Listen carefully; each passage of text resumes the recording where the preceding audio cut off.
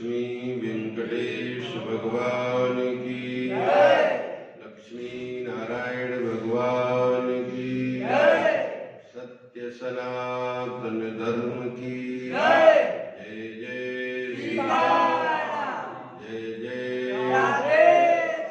भगवान की जय।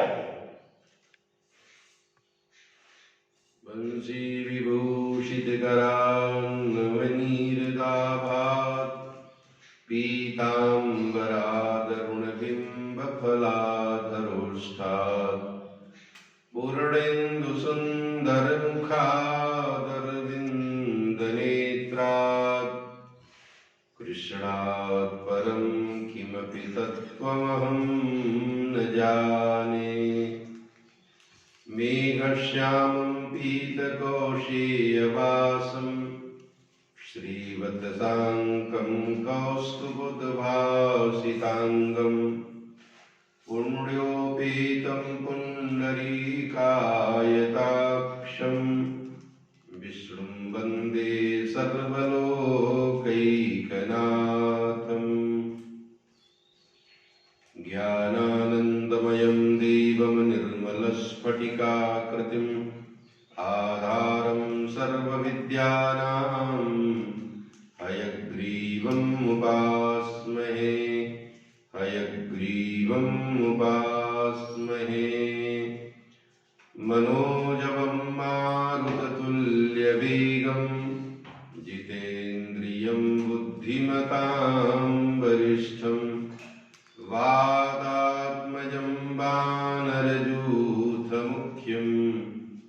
श्रीरामदूतं शरणं प्रपद्ये श्रीरामदूतं शरणं प्रपद्ये। अज्ञानतिमिरान्धस्य ज्ञानाञ्जनशलाकया चक्षुरुन्मीलितं येन तस्मै श्रीगुरवे नमः। नारायणं नमस्कृत्य नरं चैव नरोत्तमं देवीं सरस्वतीं व्यासं ततो जयमुदीरयेत्।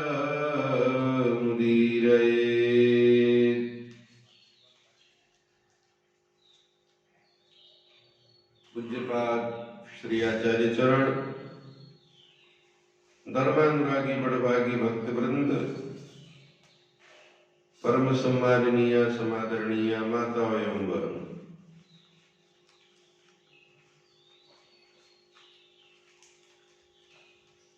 आज एकादशी जिसका नाम पाप मोचनी है, हर एकादशी का भिन्न भिन्न नाम है और जथा नाम तथा गुण। जैसा नाम है वैसा ही गुण है। उस गुण की विशेषता है उसके अंदर, कहने का मतलब है उसके अंदर अन्य गुण नहीं है, ऐसा नहीं। सभी एकादशियों की विशेषता है, महत्ता है, लेकिन कुछ विशेष गुण भी हैं और उन विशेष गुणों के आधार पर उनका नाम जो है रख दिया गया है। अन्य गुणों का समावेश उनके भीतर है और विशेष गुण भी है, इसलिए उसका अपना वैशिष्ट्य है, उसकी अपनी खासियत है, विशेषता है, क्या है, कैसे है। हर एकादशी का अपना अपना विधान भी है। सभी विधान पालन किए जाएं ये जरूरी है नहीं है, लेकिन जितना हो सकता है उतना करना चाहिए।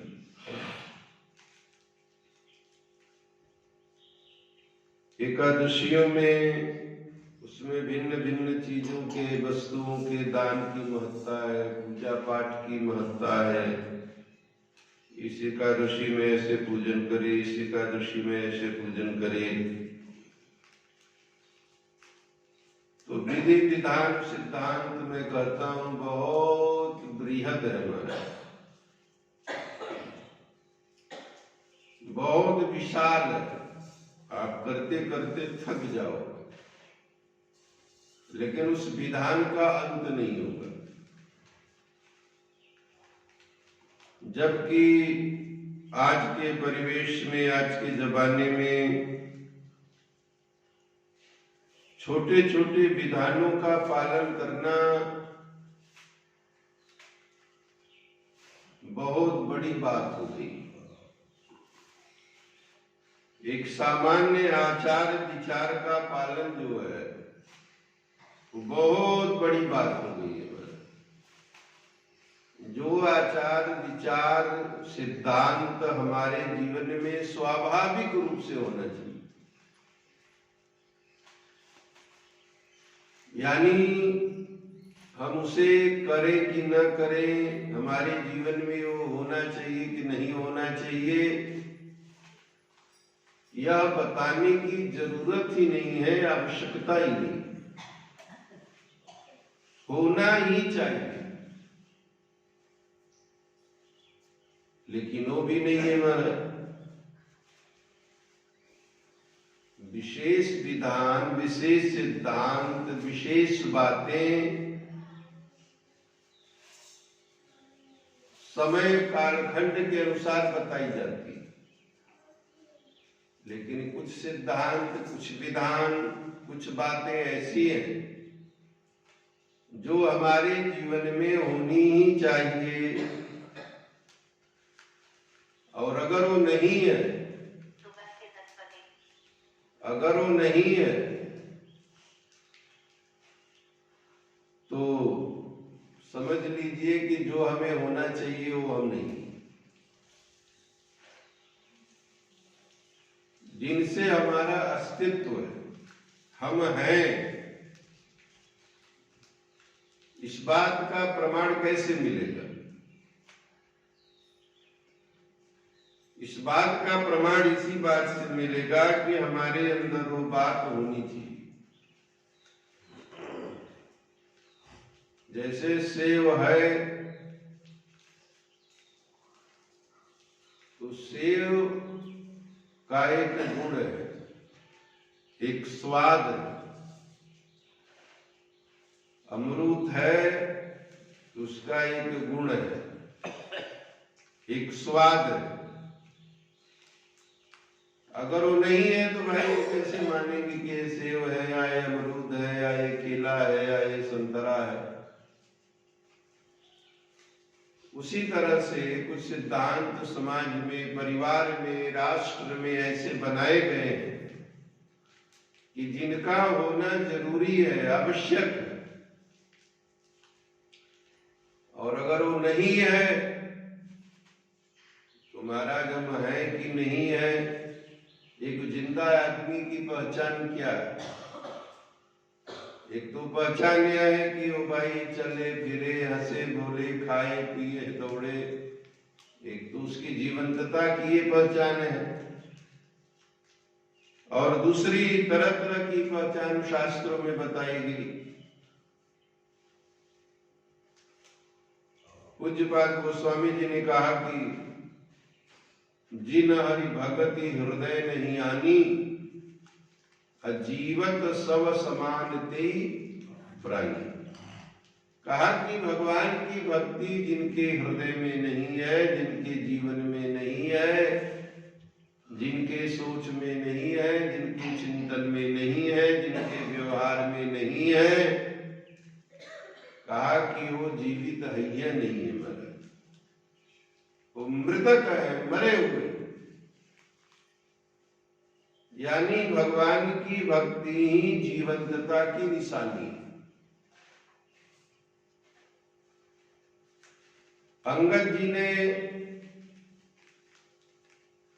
रावण से संवाद किया, दूत बन करके लंका में गए, वो भगवान के भेजे हुए। वाद विवाद संवाद बहुत हुआ। उसमें अंगद जी ने बड़ी सुंदर सुंदर बातें कही, बड़े सुंदर सुंदर विचार रखे। लेकिन सुंदर विचार सामने वाले को सुंदर लगना चाहिए ना। अगर रावणी मनोवृत्ति है तो हनुमान जी के विचार भी अच्छे नहीं लगेंगे। अगर रावणी मनोवृत्ति है तो अंगद जी के विचार भी अच्छे नहीं लगेंगे। अगर रावणी मनोवृत्ति है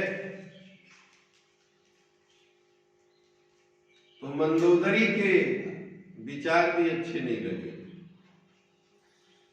अगर रावणी मनोवृत्ति है तो जगत जननी माता सीता की बात भी अच्छी नहीं लगेगी। रावण को हनुमान जी ने भी समझाया, रावण को अंगद जी ने समझाया, रावण को मंदोदरी ने समझाया, रावण को माता सीता ने भी समझाया,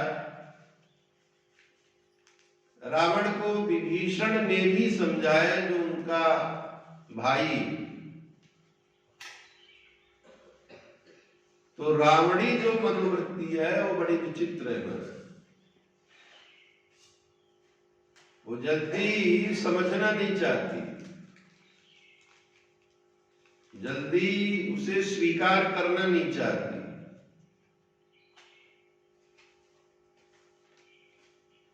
माता सीता ने तो रावण से कहा कि रावण तुम्हारी जो ये पापमयी बुद्धि है, तुम्हारा जो ये पाप में सोच है, इह संतो नवासंति सतोवा नानुवर्तसे जथा ही विपरीता ते बुद्धिराचार वर्जिता। माता सीता ने रावण से कहा कि रावण, क्या तुम्हारे इस नगर में कोई संत नहीं रहता है क्या? कोई महात्मा नहीं रहता है क्या जो तुम्हें इस पाप में कुमार्ग से न चलने की बात कहे? तुम्हारा ये जो सोच है, तुम्हारा जो ये चिंतन है, विचार है, क्या उसके प्रति वह तुम्हें सावधान नहीं करता है?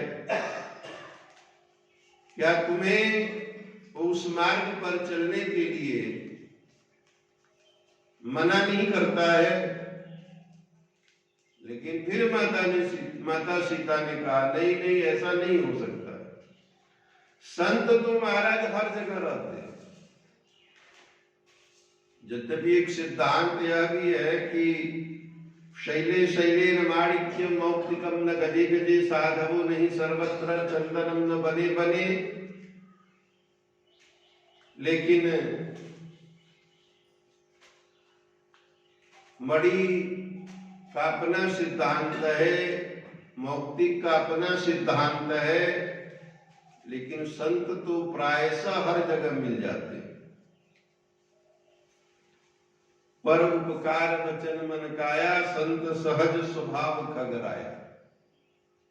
संत सही दुख पर हित लागी, पर दुख हेतु असंत अभागी। तो संत जो है हर जगह है।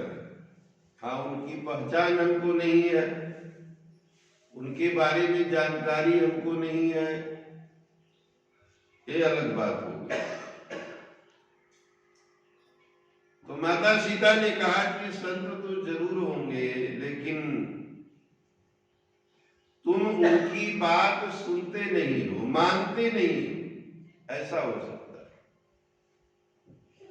ये संतो नवासंति सतोवा नानुवर्तसे जथाई विपरीता ते बुद्धिराचार वर्जिता।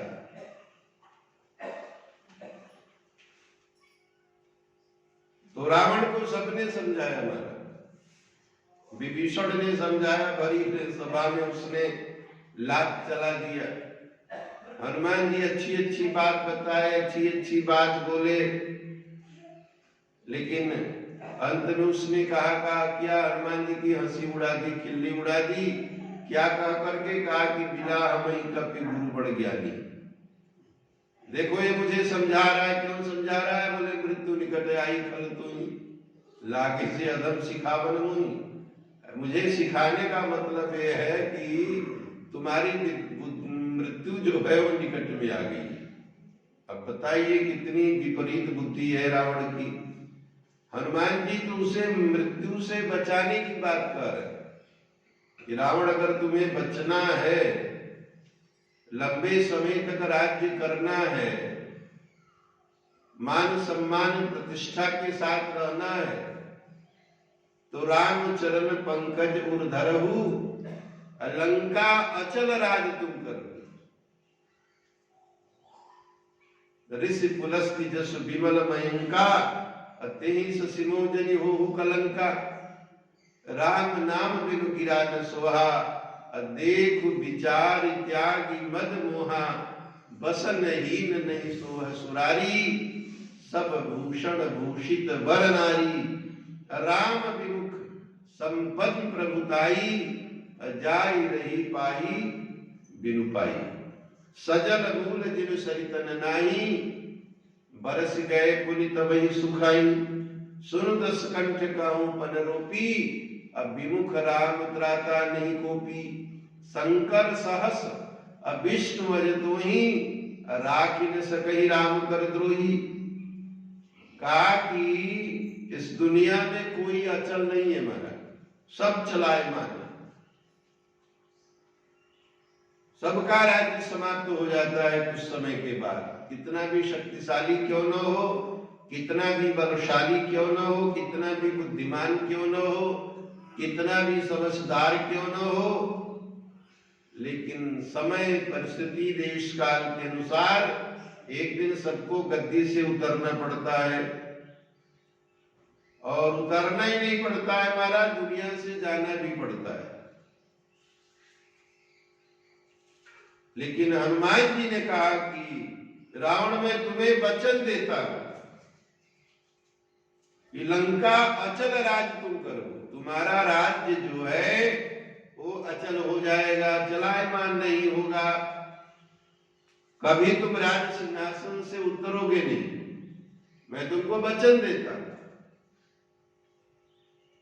और अगर तुम राम जी के विरोध में खड़े रहोगे महाराज, तो तुम्हारी अपनी शक्ति क्या, तुम्हारा अपना बल क्या, तुम्हारा अपना प्रभाव क्या, 100 शंकर जी भी तुम्हें नहीं बचा सकते। शंकर सहस विष्णु अज तो ही, 100 शंकर जी, 100 ब्रह्मा जी और 100 भगवान विष्णु भी अगर बचाना चाहें तो तुम्हें नहीं बचा सकते। बचाना ही क्यों चाहेंगे? अधर्मी को ये क्यों बचाना चाहेंगे? पापी को ये क्यों बचाना चाहेंगे? कोई धर्मनिष्ठ होता है, धर्मात्मा होता है, पुण्यात्मा होता है, तो त्रिदेवों का उसके प्रति प्रेम होता है, अनुराग होता है कि भाई चलो इसको बचा लो। लेकिन अगर कोई अधर्मी है, पापी है, अन्यायी है, अत्याचारी है, दुराचारी है, तो फिर उसको क्यों बचाना चाहेंगे? फिर भी अगर तुम्हारे दिमाग में हो कि तुमने भगवान शंकर को अपना मस्तक काट करके चढ़ाया है और तुम्हें वे बचाने के लिए आएंगे, तो ये संभव नहीं है, वे आएंगे ही नहीं। शंकर सहस विष्णु अज तो ही राखी न सकहि राम कर द्रोही। जो राम जी का द्रोही हो गया, शत्रु हो गया, राम जी से विमुख हो गया, उसे कोई बचा नहीं सकता है महाराज। उसको जाना ही जाना। लेकिन रावण ऐसा है महाराज, मानने को तैयार नहीं। सुनने को तैयार ही नहीं है। उसके दिमाग में जो धसा हुआ है, पहले वो निकले तो सही, वो निकलता ही नहीं। अपनी मान्यता, अपनी सोच को लेकर के बैठा हुआ है, जड़ बुद्धि। जब दिमाग की जड़ता खत्म हो, समाप्त हो, तब हम अच्छाई को स्वीकार करेंगे, तब हम अच्छाई को मानेंगे। एक हमारी सही दिशा निर्धारित होगी, एक हमारा सही सिद्धांत, सही सोच और सही मार्ग हम पकड़ेंगे। लेकिन वो दिमाग की जड़ता जाती नहीं।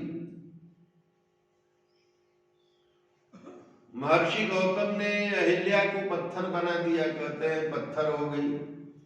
गौतम नारी श्राप बस उपल देह धरि दीर, पत्थर हो गई।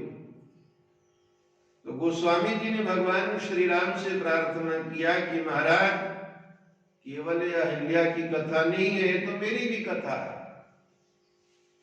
जो जड़ता अहिल्या के दिमाग में पैदा हुई, वही जड़ता हमारे दिमाग में भी है। मेरे दिमाग में भी जड़ता है पत्थर की, और जब तक आप कृपा नहीं करोगे तब तक ये जड़ता खत्म होगी नहीं, समाप्त होगी नहीं। इस दुनिया में कौन अपना है, इस दुनिया में कौन पराया है, इस दुनिया में किससे हमको प्रेम होना चाहिए, किससे नहीं होना चाहिए, कहाँ समर्पण होना चाहिए, कहाँ समर्पण नहीं होना चाहिए, इस बात का ज्ञान ही नहीं है हमारा। इसलिए आपकी कृपा जरूरी है। आप कृपा जब तक नहीं करोगे तब तक मेरे दिमाग की जो ये जड़ता है पाषाण की, वो जाएगी नहीं। तो ये जो सोच है बड़ा विचित्र है हमारा। तो एक रावणी मनोवृत्ति है। रावण तो मर गया, भगवान श्री राम ने मार दिया रावण को, कुंभकर्ण को भी मार दिया, मेघनाद को भी मार दिया। लेकिन क्या आज भी रावण जिंदा है? क्या आज भी मेघनाद जिंदा है? क्या आज भी कुंभकर्ण जिंदा है? बोले हर आदमी के जीवन में एक रावण है, एक मेघनाद है और एक जो है कुंभकर्ण है। कैसे है महाराज, कैसे है? गोस्वामी जी ने मेरे पत्रिका में इसको हमारे आपके जीवन के साथ में जोड़ दिया। ये रावण क्या है? कहा रावण महाराज मूर्तिमान मोह है। मोह, मोह दसमौली अमोह सकल व्याधिन कर मूला। जितने भी मानसिक रोग पैदा होते हैं सब मोह से पैदा होते हैं। हमें ऐसी जगह मोह है जहां मोह नहीं होना चाहिए। हमारी आसक्ति ऐसी जगह है जहां नहीं होनी चाहिए। दूसरे की संपत्ति पर आसक्ति है, दूसरे के धन पर आसक्ति है, जमीन जायदाद पर आसक्ति है, दूसरे की स्त्री पर आसक्ति है। तो ये जो आसक्ति है ये रावणत्व का द्योतक है, और परिणाम वही होना है जो रावण का हुआ। तो हर व्यक्ति के जीवन का रावण है महाराज। एक कवि ने तो यहां तक लिखा है कि महाराज क्या बताएं, भगवान श्री राम के शासन काल में तो एक ही रावण था। आज बोले कि महाराज इतने रावण है, इतने रावण है कि पूछो मत। कलयुग बैठा मार कुंडली, जाऊं तो जाऊं कहां। हर घर में अब रावण बैठा, इतने राम कहां से लाऊं। जबकि राम जी भी अनंत है। भगवान श्री राम लंका से लौटे, लाखों लाखों लोग राम जी से मिलने के लिए उतावले हैं अयोध्या में। भगवान श्री राम ने क्या किया, बोले अमित रूप प्रगटे तिहि काला, और जथा जोग मिले सबहि कृपाला। भगवान श्री राम ने अनंत रूप बना लिया, अनंत रूप। किसी का पांव छुआ, किसी से हाथ मिलाया, किसी को गले से लगाया, किसी ने राम जी को प्रणाम किया, किसी को भगवान श्री राम ने प्रणाम किया। और इसीलिए तुलसीदास जी कहते हैं कि रामचरित शतकोटि, 100 करोड़ रामचरित है। लेकिन फिर उनको लगा नहीं ये तो कम है, तो बोले अपारा, महाराज उसकी कोई गणना नहीं है। क्यों कहा कि सबकी अपनी अपनी राम कहानी है। जितने लोग हैं उतने राम जी हैं, और जितने राम जी हैं उतनी उनकी कथा है महाराज। इसलिए गोस्वामी जी ने कहा कि राम अनंत अनंत गुण, अमित कथा विस्तार, असुनि आचरण जो मानी है जिनके विमल विचार। अब विमल विचार नहीं है महाराज, दूषित बुद्धि है, कलुषित बुद्धि है, सोच पर पत्थर पड़ा हुआ है, तामस भावापन्न है दिमाग। तो कहा कि रामचरितमानस में भी दोष नजर आता है। अपने दिमाग का जो प्रदूषण है वो रामचरितमानस में नजर आता है। अपने दिमाग की जो सोच है वो रामचरितमानस में नजर आता है। धूल चेहरे पर थी और झाड़ रहे थे महाराज बार बार शीशा, बार बार शीशा पोंछ रहे थे और धूल जो है चेहरे पर है। तो कहने का मतलब ये है कि जैसे विभीषण के जीवन में रावण था महाराज, मोह दसमौली तद्भ्रात अहंकार। कुंभकर्ण क्या है, बोले कि अहंकार है महाराज, अभिमान है। और हर आदमी अहंकार लेकर के, मिथ्या अहंकार लेकर जी रहा है। अन्नीसा छोड़ दीजिए, देखिए उसका रौद्र रूप सामने आ जाएगा। समझाने लगे तो उसका रौद्र रूप सामने आ जाएगा। और कहा कि मेघनाद क्या है, कहा कि मेघनाद मूर्तिमान काम है, काम। मोह दसमौली तद्भ्रात अहंकार, काम पाकार जित विश्राम हारी।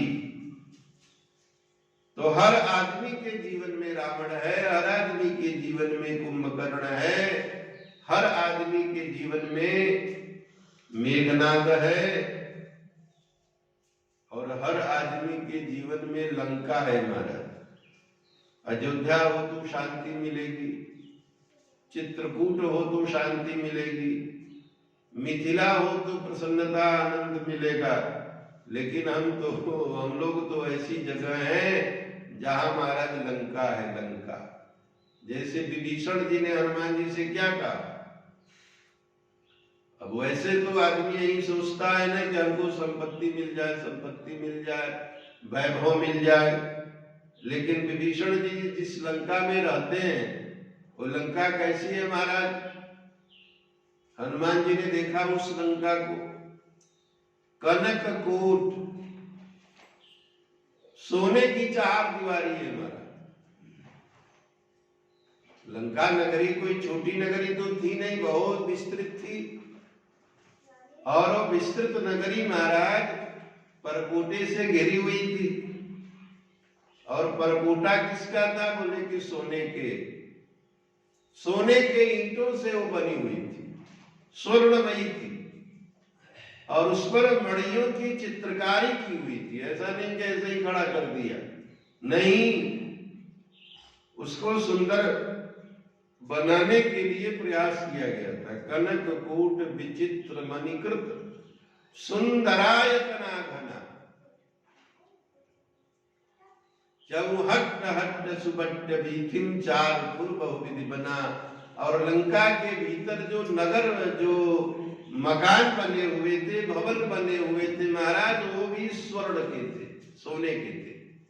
4 दीवारी सोने की, वहां के जो है कि महल सोने के, सब सोना ही सोना। और इसीलिए बड़ी विचित्र बात है, स्त्रियों को सोना बड़ा पसंद है माना। उनको रात में सोना पड़े चाहे जागना पड़े इससे मतलब नहीं, लेकिन सोना चाहिए। वो सो पाती है कि नहीं सो पाती है चिंता के मारे, इससे मतलब नहीं, लेकिन सोना चाहिए। अब भगवान श्री राम के साथ सीता जी बैठी हैं बड़े आराम से, बड़ी प्रसन्नता से, जिसके लिए वो अयोध्या छोड़ करके आई हैं। भगवान ने बहुत समझाया कि अयोध्या में रहो, माता पिता की सेवा करो, कभी अयोध्या में रहना, कभी मिथिला चली जाना। 14 वर्षों का समय बहुत ज्यादा नहीं होता है, दिवस जात नहीं लागी 12। बहुत समझाया भगवान ने ऊंचा नीचा कि घर में रहोगी तो माता जी को प्रसन्नता होगी, पिताजी को प्रसन्नता होगी, थोड़ा जो है कि उनको आधार मिल जाएगा। लेकिन बोली नहीं, मैं तो चलूंगी, अगर आप मुझे छोड़ करके जाएंगे तो लौटेंगे तो मैं जीवित मिलूंगी कि मृतक मिलूंगी, मैं कह नहीं सकती। भगवान ने कहा पर यह सोच चलो बन साका, चलो।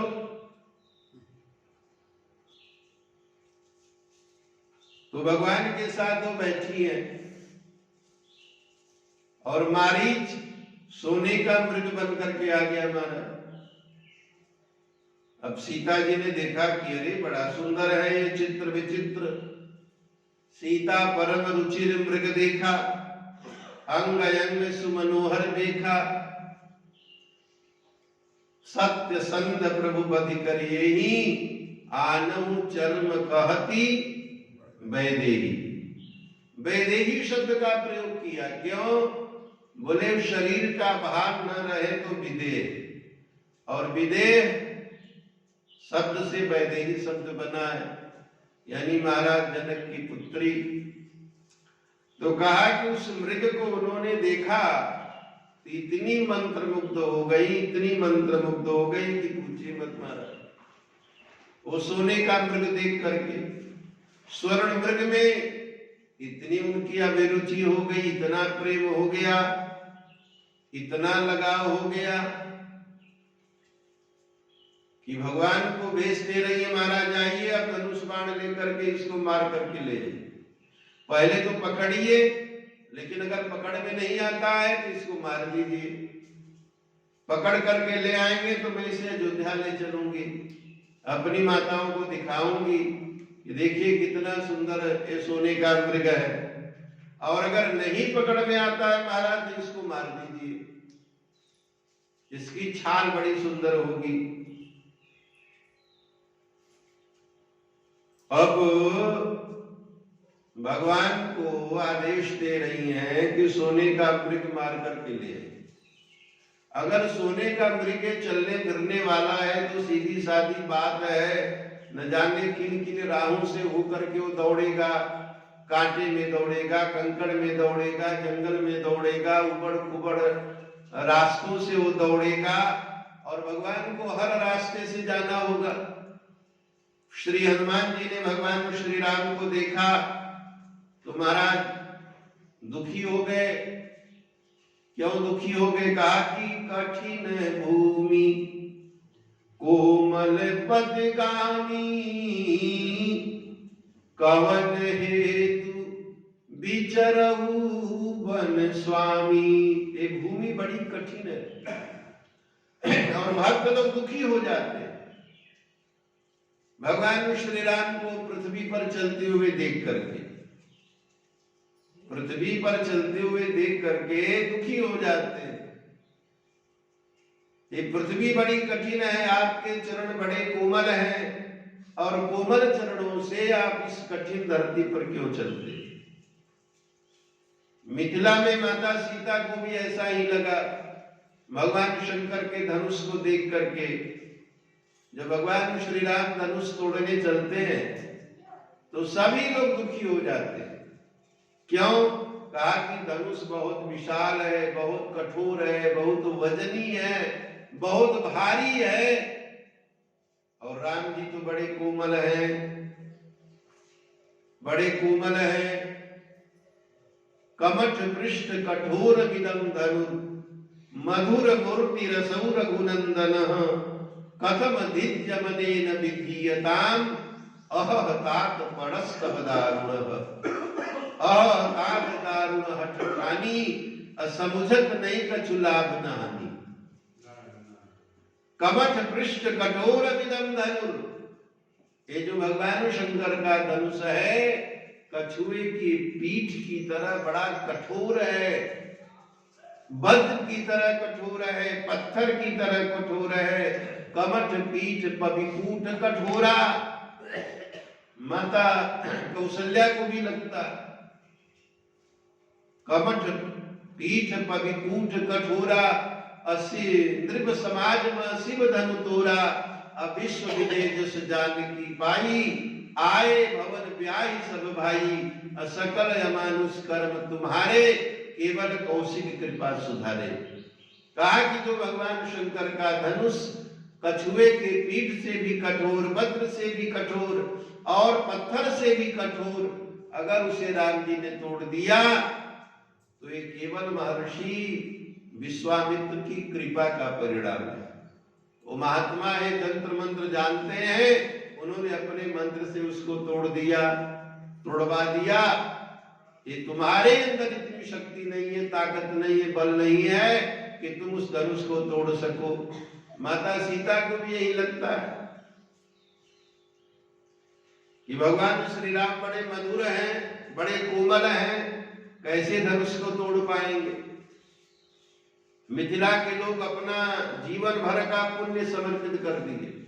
जो कछु पुण्य प्रभाव हमारे अतव शिव धनु मृणाल की नाई तो रघु राम गणेश गोसाई। गणेश जी के लिए, सभी देवताओं के लिए जीवन भर का पुण्य समर्पित कर दिया कि आप लोग सारा पुण्य मेरा ले लो जीवन भर का, बस एक ही कृपा कर दो कि राम जी कमलनाल की तरह इस भगवान शंकर के धनुष को तोड़ दे। तो राम जी को जो भी देखता है मंत्रमुग्ध हो जाता है, उनकी कोमलता पर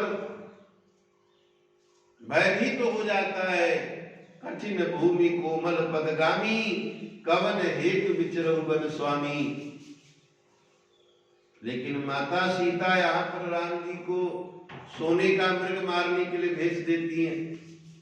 ये विचार नहीं करती है कि राम जी को कष्ट होगा, उनके पैरों में कांटे गड़ेंगे, कंकड़ गड़ेंगे। भगवान श्री राम ने कोई जूता चप्पल तो पहन नहीं रखा है। भरत जी को भी इस बात की पीड़ा है, कष्ट है, सो कि बिना किसी जूता के चप्पल के राम जी घनघोर वन में विचरण कर रहे हैं। लेकिन यहां पर सीता जी ने विचार नहीं किया। इसमें एक बात समझनी चाहिए कि सीता जी मानव समाज को शिक्षा दे रहे। भगवान श्री राम मनुष्य मात्र को शिक्षा देने के लिए धरती पर आए और माता सीता स्त्री मात्र को शिक्षा देने के लिए आई। इस बात को समझना चाहिए। ऐसा नहीं है कि सीता जी ऐसे ही भेजते रहे। एक यह शिक्षा देने का स्वरूप है कि अगर कोई भी स्त्री इस तरह का काम करेगी तो उसको संकट में पड़ना ही पड़ना है, दुख में पड़ना ही पड़ना है। जबकि वहां पर लक्ष्मण जी ने कहा है, वाल्मीकि रामायण में विरोध किया है। भगवान श्री राम जब धनुष बाण उठाने लगे तो लक्ष्मण जी ने कहा कि महाराज मुझे तो लगता है यह मायावी मारीच है, ये राक्षस है, आप इसके पीछे मत जाइए, इसके पीछे मत पड़िए। लेकिन सीता जी ने विरोध नहीं किया राम जी के जाने का। उनकी प्रबल इच्छा थी कि राम जी जाएं, और सीता जी की इच्छा को देखते हुए कि अगर हम नहीं जाएंगे तो शायद ये दुखी हो जाए, इसका मन उदास हो जाए, विषादग्रस्त हो जाए, अयोध्या को छोड़ करके मेरे साथ आई है, तो चलो इसके जीवन की एक छोटी सी इच्छा इसे पूरी कर देते हैं।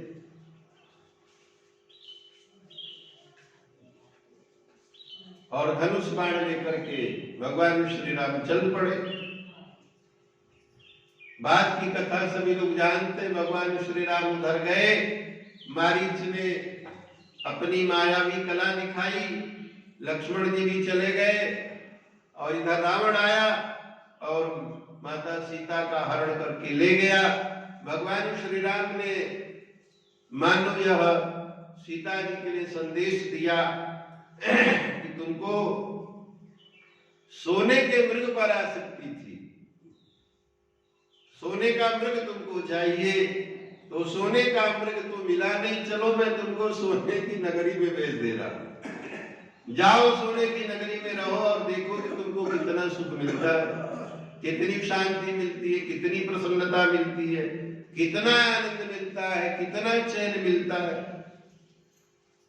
तो महाराज सोने की चार दीवारी है, सोने की महल है, अद्भुत है लंका नगरी, तो स्वर्णमयी लंका है और उसमें राक्षसों का राजा जो रावण है वो निवास करता है और उसमें विभीषण जी भी रहते हैं महाराज, उसमें जो है विभीषण जी भी रहते हैं। लेकिन क्या विभीषण को चैन है? सीता जी को भी चैन नहीं है और विभीषण को भी चैन नहीं। सीता जी भी उदास है, दुखी है, विषादग्रस्त है और विभीषण जी भी दुखी है। हनुमान जी से भेंट होती है तो क्या करते हैं? हनुमान जी से उनकी भेंट होती है तो विभीषण जी ने क्या कहा?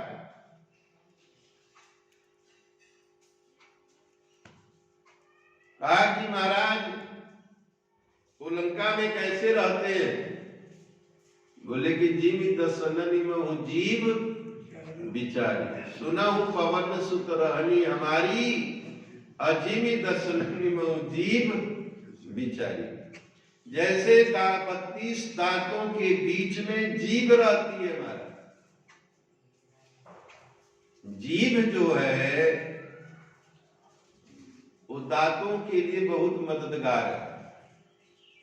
दांत में अगर कोई चीज फंस गई, सेव आप खा रहे हैं, सेव का कोई टुकड़ा अगर दांत में फंस गया तो दांत अपने से तो निकाल नहीं सकता, दांत जो है वो अपने से निकाल नहीं सकता। और जीभ क्या है? जीभ उसको खोदती रहती है, खोदती रहती है, खोदती रहती है। क्यों? कहा कि ये जो सेब का टुकड़ा है, पीछे कौन बतिया रहा है भाई?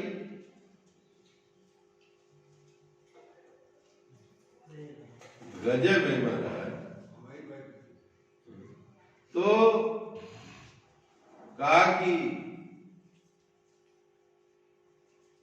सेब का टुकड़ा दांत में, कितने लोगों का दांत सड़ने लगता है, दुखने लगता है। क्यों?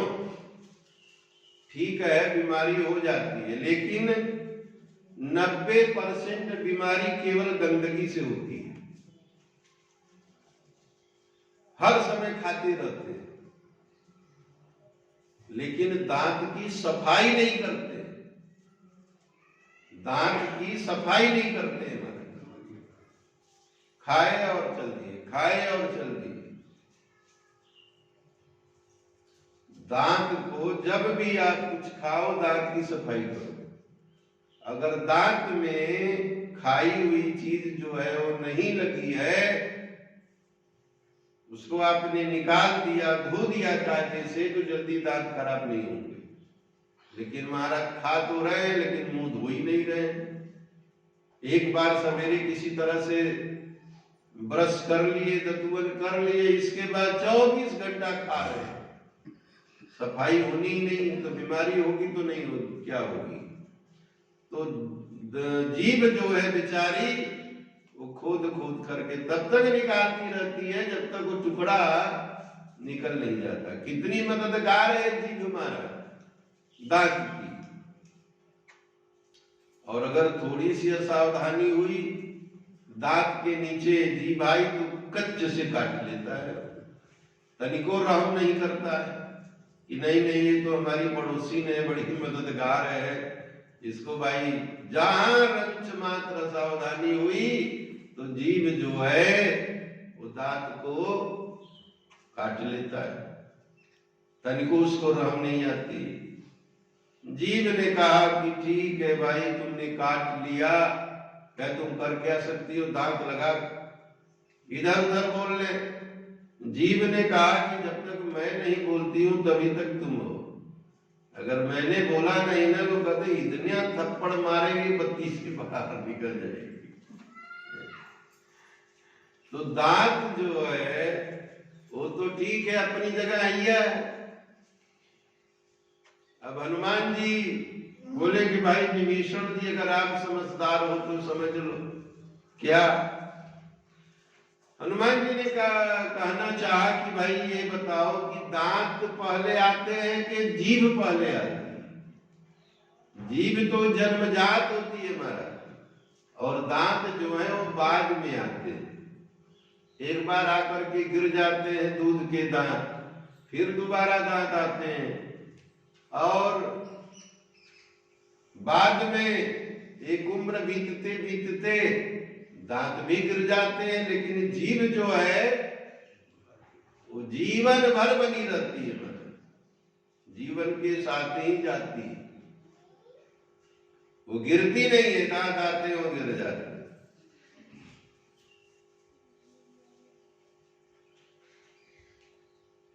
तो दांत भले 32 है, जीभ एक ही है, जीभ कोमल है, दांत कठोर है। जो कोमल बन करके रहेगा महाराज उसकी समस्या थोड़ी कम रहेगी, लेकिन जो कठोर बन करके रहेगा उसकी समस्या थोड़ी ज्यादा रहेगी। तो जीव दसनन में जीव विचारी, ये विचारी है, कर क्या सकती है, इसके पास कोई अस्त्र शस्त्र है नहीं। तो रावण विभीषण के मददगार, विभीषण का मददगार है कि विभीषण जी रावण के मददगार है? रावण के कारण विभीषण का अस्तित्व है कि विभीषण के कारण रावण का अस्तित्व है? विभीषण रावण को बचाए हुए हैं कि रावण विभीषण को बचाए हुए हैं?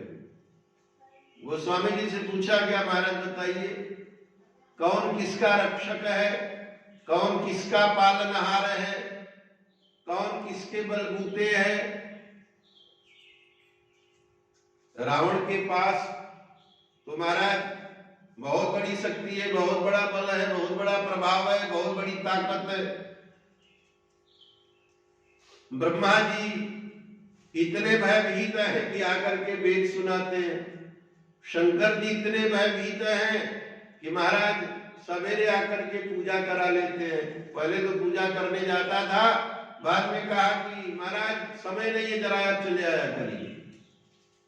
तो पूजावन रावण सोनित आवे, गोस्वामी जी ने कहा भगवान शंकर रोज पूजा कराने जाते थे कि बड़ा उपद्रवी हो गया है, चेला तो मेरा ही है लेकिन करे तो क्या करे।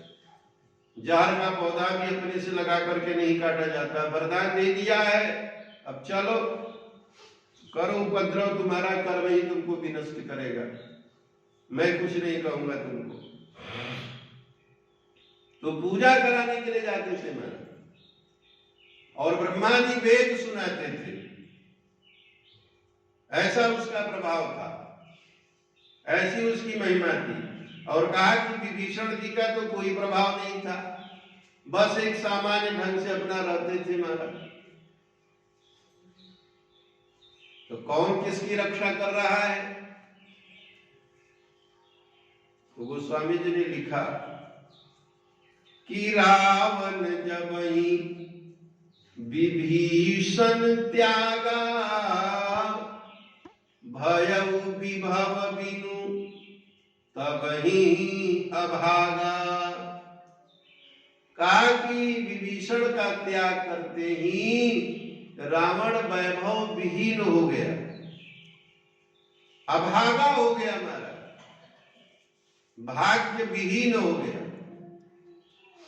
असकई चला विभीषण जबही, आयुहीन भय सब तबही।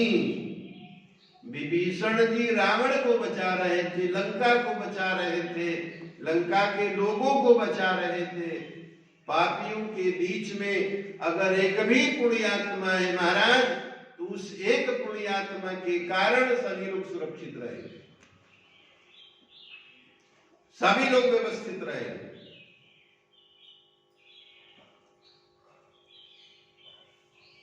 तो विभीषण रावण को बचा रहे थे, विभीषण लंका को बचा रहे थे, विभीषण लंका वासियों को बचा रहे थे। लेकिन रावण को ये भ्रांति थी कि वो विभीषण को बचा रहा है।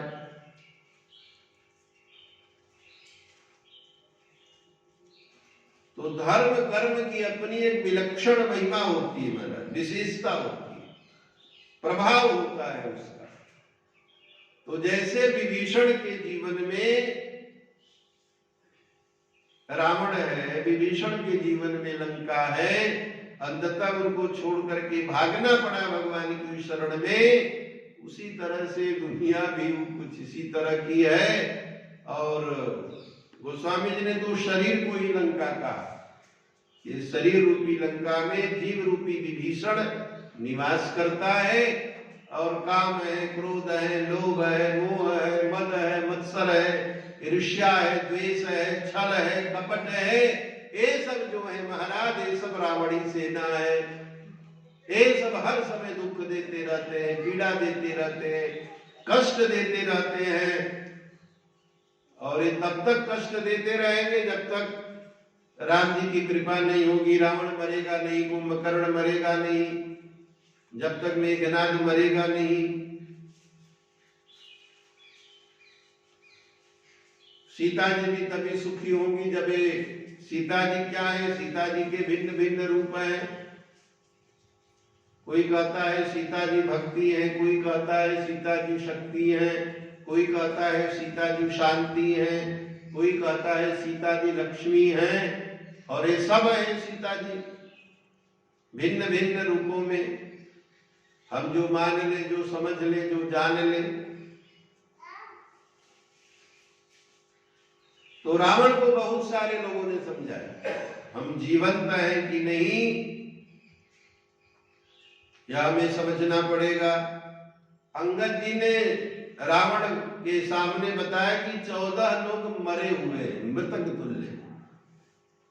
कौल काम बस कृपिन विमूढ़ा, अति दरिद्र अजसी अति बूढ़ा, असदा रोग बस संतत क्रोधी, अविष्णु विमुख श्रुति संत विरोधी, तनु पोषक निंदक अब खानी, अजीवत 100 सम 14 प्राणी।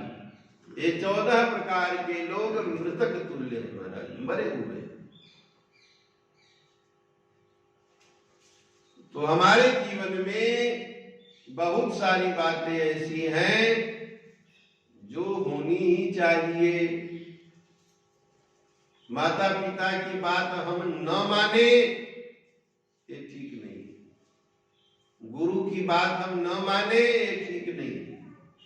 समाज का डर भय समाप्त हो जाए, ये ठीक नहीं। अपनी संस्कृति, अपने संस्कारों से हम दूर हो जाएं, ये ठीक नहीं। हमारी पहचान हमारी संस्कृति है, हम जिंदा हैं कि नहीं यह देखना होगा। तो यह आप अपने को देखिए कि हमारे जीवन में हमारी संस्कृति है कि नहीं, हमारा संस्कार है कि नहीं, हमारा सोच है कि नहीं, हमारा चिंतन है कि नहीं। जिन संस्कारों के लिए, जिन विचारों के लिए, जिस चिंतन के लिए पीढ़ी दर पीढ़ी हमारे लोग मर गए, जब कभी भी कठिनता आई, जब कभी भी संकट आया, उन्होंने अपने को मिटा दिया, लेकिन अपनी संस्कृति को नहीं छोड़ा, अपने विचार को नहीं छोड़ा, अपने सिद्धांत को नहीं छोड़ा, अपने सोच को नहीं छोड़ा, अपने चिंतन को नहीं छोड़ा। जिन्होंने छोड़ दिया अपने संस्कारों को, विचारों को, अपने सोच को, चिंतन को, जो कायर थे, कमजोर थे, आज भी कितने लोग हैं जो ईसाई बन जा रहे हैं। क्यों बन जा रहे हैं महाराज? कहा कि कमजोर है, कायर है, दुर्बल है, क्षुद्र सुखों के पीछे पागल होकर के दौड़ रहे हैं, अपने देश से भी विश्वासघात कर रहे हैं, अपने समाज से भी विश्वासघात कर रहे हैं और अपने पूर्वजों से भी विश्वासघात कर रहे हैं। जो अपने संस्कार को छोड़ रहे, अपने धर्म को छोड़ रहे। गीता में भगवान तो कहते हैं कि स्वधर्मे निधनम श्रेयः परधर्मो भयावह। अपने धर्म में मर जाना भी अच्छा है, लेकिन दूसरे के धर्म में हजारों वर्षों तक जीवित रहना भी बहुत बड़ा दोष है, कष्टकारी है, दुर्भाग्य की बात है। स्वधर्मे निधनम श्रेयः। कभी ऐसा अवसर आए कि भाई तुम्हें अपना धर्म छोड़ना, बोले कि मरना स्वीकार है, लेकिन हम अपना धर्म नहीं छोड़ सकते, अपना विचार नहीं छोड़ सकते, अपना संस्कार नहीं छोड़ सकते। ये जरूरी है, यही हमारे पहचान की निशानी है। आधुनिकता आधुनिकता आधुनिकता, कितना आधुनिक बनोगे महाराज? क्या है आधुनिकता? पागलपन सवार हो गया है। कितने लोग, आप बड़े बड़े शहरों में चले जाइए, ऐसा कपड़ा पहन रहे जो फटा हुआ है महाराज, जगह जगह ऊपर से नीचे तक, कहीं घुटने पे फट गया है, यानी फटा हुआ कपड़ा वो पहन रहे हैं महाराज। ये कौन सा महाराज जो है कि फैशन है? कहते हैं कि हमारे यहाँ गरीबी में अगर कोई रहे तो इस तरह का कपड़ा किसी को फटा हुआ लोग देखते थे तो मदद कर देते, भाई क्यों फटा हुआ कपड़ा पहन रहे, ठीक नहीं। लेकिन आजकल महाराज फटा हुआ कपड़ा फैशन हो गया है। ये क्या है? दिमागी पागलपन है। उनके पास अपना दिमाग नहीं है सोचने का।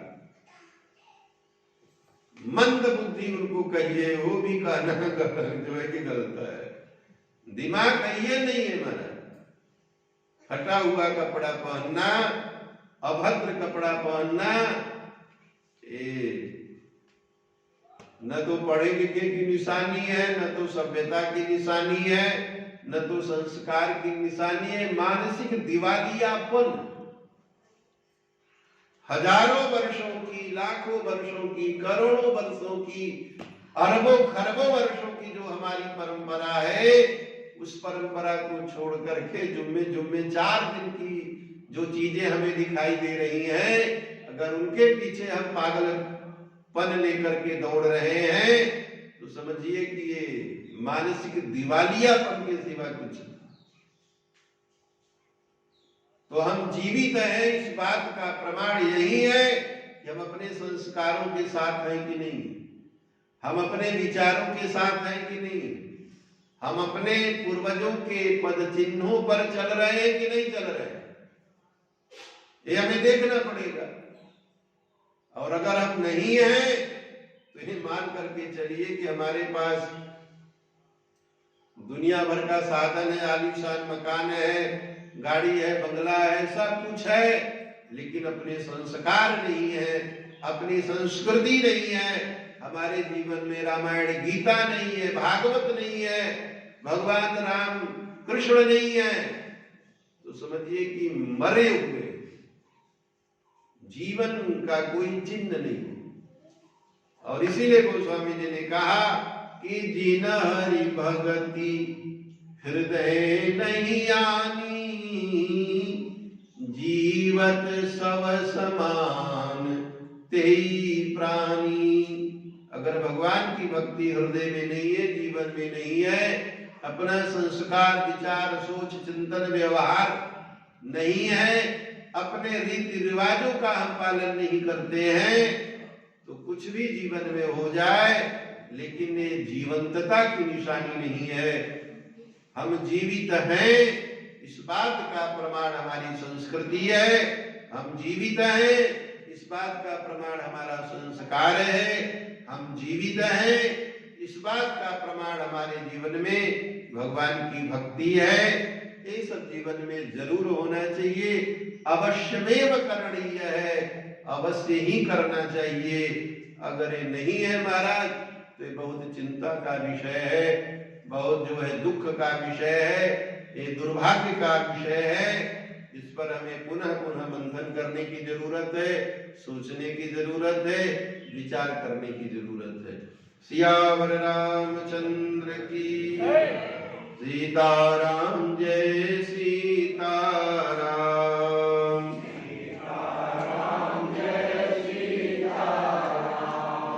सीताराम जय सीताराम।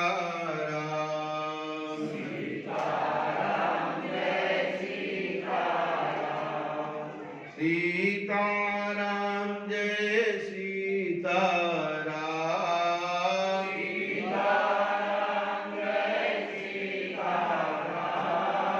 सीताराम जय सीताराम। सीताराम जय सीताराम।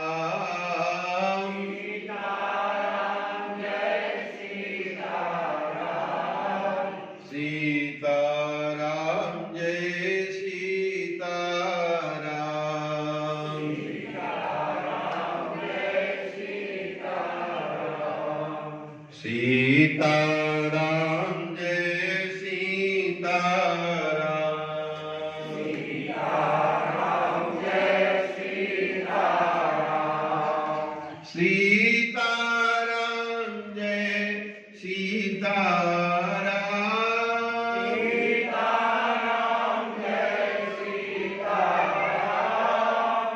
सीताराम जय सीताराम।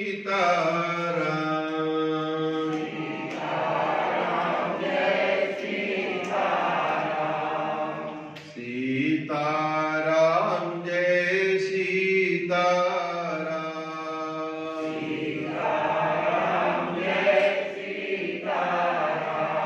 श्री सीतारामचंद्र भगवान